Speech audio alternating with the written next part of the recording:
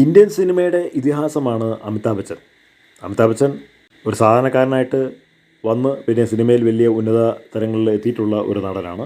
അമിതാഭ് ബച്ചൻ ഒരുപാട് കടഭാരത്തിൽ മുങ്ങി ഇനി എങ്ങനെ മുന്നോട്ട് പോകും എന്നുള്ളത് പോലും തനിക്ക് അറിയാതെ കഷ്ടപ്പാടിൻ്റെ നാളുകളിലൂടെ കടന്നുപോയിട്ടുണ്ട്. അവിടെ നിന്നൊക്കെ അദ്ദേഹം മാറി ഇപ്പോൾ നല്ല സാമ്പത്തിക കെട്ടുറപ്പുള്ള ഒരു നടനായിട്ട് ഇരിക്കുകയാണ്. അദ്ദേഹത്തിൻ്റെ ആകെയുള്ള സ്വത്ത് മുതൽ 3160 കോടി രൂപയാണ് എന്നാണ് പറയുന്നത്. അപ്പോൾ അദ്ദേഹത്തിൻ്റെ 2 മക്കൾക്കും 1600 കോടി വീതം അത് വിഭജിച്ച് കൊടുക്കാൻ തീരുമാനിച്ചു എന്നുള്ളതാണ് ഇപ്പോൾ അറിയുന്നത്. അപ്പോൾ ഈ കഴിഞ്ഞിടയ്ക്ക് മുംബൈയിലുള്ള അവരുടെ ഫ്ലാറ്റ് അവരുടെ മകൾക്ക് ആണ് കൊടുത്തതെന്നാണ് അറിയുന്നത്. അത് 50 കോടി രൂപയ്ക്കാണ് കൊടുത്തത്. അത് ഒരു ഗിഫ്റ്റ് ഡീഡ് ഒക്കെ സൈൻ ചെയ്തു. സ്റ്റാമ്പ് ഡ്യൂട്ടി തന്നെ 50.65 ലക്ഷമാണ് കൊടുത്തത്.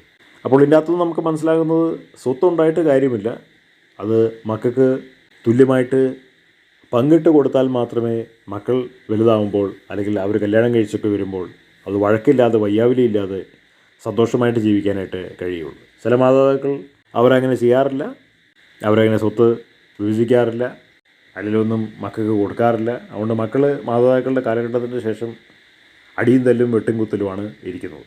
അമിതാഭ് ബച്ചന് ഇഷ്ടംപോലെ പൈസ ഉള്ളതുകൊണ്ടല്ല ഇപ്രകാരം ചെയ്യുന്നത്. അതിൻ്റെ ആ ഹൃദയവിശാലതയാണ് നമുക്ക് കാണാനായിട്ട് കഴിയുന്നത്.